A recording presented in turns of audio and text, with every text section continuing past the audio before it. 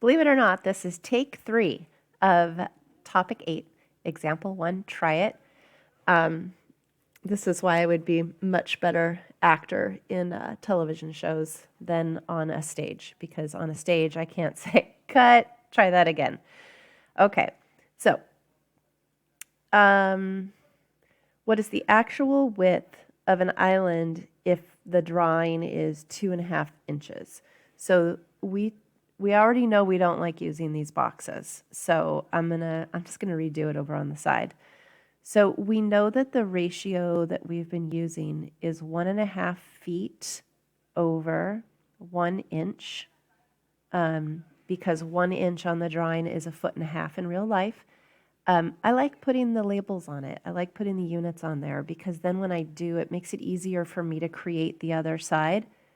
We're trying to figure out how many feet the whatever it is would be in real life if on the drawing that item was 2.5 inches.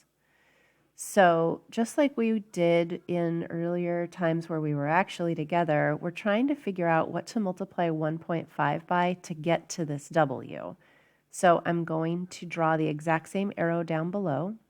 I would multiply 1 by 2.5 to get the 1 to become 2.5. So I'm also going to multiply the top by 2.5. And 1.5 times 2.5 is 3.75 feet. So the answer would be the width is 3.75 feet. Just in case you wanted to know how to use these boxes, it's the same. It's just that this times 2.5 part we would have done here and here. So 3.75 feet is your answer. If the proportion, if the scale had changed, the part of that fraction that would have changed would be, let me take a different color. This part would have changed if the scale had been changed. And then you would just follow the same process to get through it.